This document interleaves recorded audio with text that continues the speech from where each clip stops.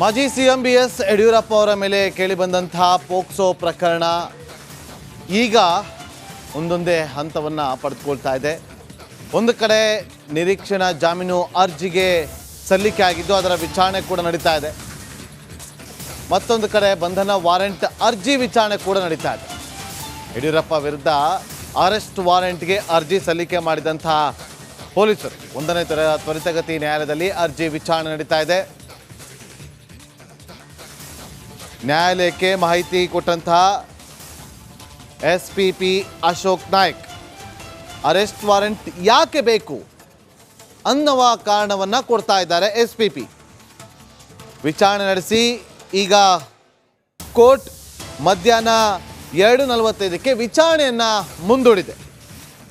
ಒಂದನೇ ತ್ವರಿತಗತಿ ನ್ಯಾಯಾಲಯದಲ್ಲಿ ಅರ್ಜಿ ವಿಚಾರಣೆ ನಡೀತಾ ಇದ್ದು ನ್ಯಾಯಾಲಯಕ್ಕೆ ಮಾಹಿತಿಯನ್ನು ಕೊಟ್ಟಿದ್ದಾರೆ. ನಾವು ಏನಕ್ಕೆ ಅರೆಸ್ಟ್ ವಾರೆಂಟನ್ನು ಕೇಳ್ತಾ ಇದ್ದೀವಿ ಅಂತೇಳಿ. ಅಲ್ಲಿ ಪ್ರಮುಖವಾಗಿ ನೋಟಿಸ್ ಕೊಟ್ಟಿದ್ರು ಕೂಡ ವಿಚಾರಣೆಗೆ ಹಾಜರಾಗಿರಲಿಲ್ಲ.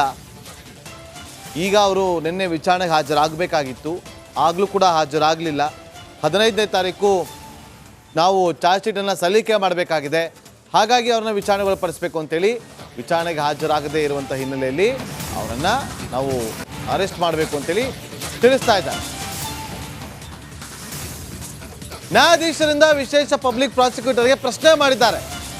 ಆಮೇಲೆ ಟ್ಯಾಂಪರಿಂಗ್ ಎಲ್ಲ ವಿಚಾರ ಎಲ್ಲ ಕೂಡ ಬೆಳಕಿಗೆ ಬಂದಿದೆ, ಹೀಗಾಗಿ ಅವರನ್ನು ಅರೆಸ್ಟ್ ಮಾಡಬೇಕಾಗಿದೆ ಅಂತ ಹೇಳಿದ್ದಾರೆ. ನೋಡಿ, ಯಾಕೆ ಅವರನ್ನು ಕೂಡಲೇ ಬಂಧನ ಮಾಡಿಲ್ಲ ಅಂತೇಳಿ ನ್ಯಾಯಾಧೀಶರು ಪ್ರಶ್ನೆ ಮಾಡಿದ್ರು. ನ್ಯಾಯಾಧೀಶರಿಂದ ವಿಶೇಷ ಪಬ್ಲಿಕ್ ಪ್ರಾಸಿಕ್ಯೂಟರ್ಗೆ ಪ್ರಶ್ನೆ ಮಾಡಿದಾಗ ಟ್ಯಾಂಪರಿಂಗ್ ವಿಚಾರ ಎಲ್ಲ ಬೆಳಕಿಗೆ ಬಂದಿದೆ, ಅಂದರೆ ಈ ಪ್ರಕರಣ ಬೆಳಕಿಗೆ ಬಂದ ಬಳಿಕ, ಹೀಗಾಗಿ ಅವರನ್ನು ಅರೆಸ್ಟ್ ಮಾಡಬೇಕಾಗಿದೆ, ಅವರನ್ನು ವಿಚಾರಣೆ ಮಾಡಬೇಕಾಗಿದೆ ಅಂತೇಳಿ ತಿಳಿಸಿದ್ದಾರೆ. ನಡಿ ಈಗ ಶುರು ಮಾಡೋಣ. ಕೇಸರಿಯಿಂದ ಮನೋಲ್ಲಾಸ ಮನಸ್ಸು ಮತ್ತೇರಿ ಕುಣಿದಾಡಿದೆ ನೋಡು, ಮನಸ್ಸು ಮತ್ತೇರಿ ಕುಣಿದಾಡಿದೆ ನೋಡು. ಕ್ಷಣ ಕ್ಷಣವೂ ಆಚರಿಸಿ ಕೇಸರಿ ಹಬ್ಬ. ವಿಮಲ್ ಬಾಯಲ್ಲಿ ಹೇಳಿ ಕೇಸರಿ. ಮಾಜಿ ಸಿಎಂ ಬಿಎಸ್ ಯಡಿಯೂರಪ್ಪ ಅವರ ಮೇಲೆ ಕೇಳಿಬಂದಂತಹ ಪೋಕ್ಸೋ ಪ್ರಕರಣ ಈಗ ಒಂದೊಂದೇ ಹಂತವನ್ನು ಪಡೆದುಕೊಳ್ತಾ ಇದೆ. ಒಂದು ಕಡೆ ನಿರೀಕ್ಷಣಾ ಜಾಮೀನು ಅರ್ಜಿಗೆ ಸಲ್ಲಿಕೆ ಆಗಿದ್ದು ಅದರ ವಿಚಾರಣೆ ಕೂಡ ನಡೀತಾ ಇದೆ. ಮತ್ತೊಂದು ಕಡೆ ಬಂಧನ ವಾರೆಂಟ್ ಅರ್ಜಿ ವಿಚಾರಣೆ ಕೂಡ ನಡೀತಾ ಇದೆ.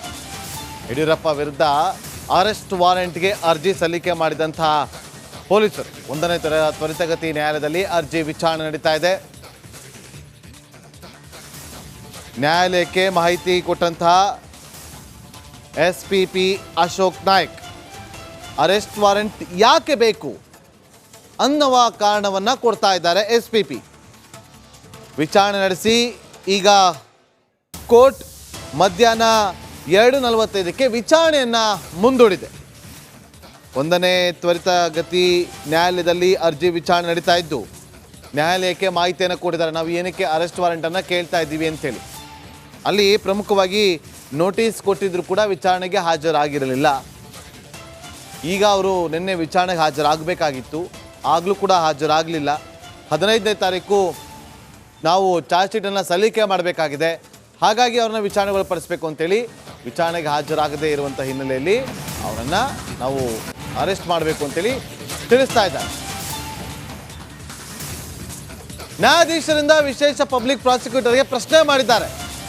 ಆಮೇಲೆ ಟ್ಯಾಂಪರಿಂಗ್ ಎಲ್ಲ ವಿಚಾರ ಎಲ್ಲ ಕೂಡ ಬೆಳಕಿಗೆ ಬಂದಿದೆ, ಹೀಗಾಗಿ ಅವರನ್ನು ಅರೆಸ್ಟ್ ಮಾಡಬೇಕಾಗಿದೆ ಅಂತ ಹೇಳಿದ್ದಾರೆ. ನೋಡಿ, ಯಾಕೆ ಅವರನ್ನು ಕೂಡಲೇ ಬಂಧನ ಮಾಡಿಲ್ಲ ಅಂತೇಳಿ ನ್ಯಾಯಾಧೀಶರು ಪ್ರಶ್ನೆ ಮಾಡಿದ್ರು.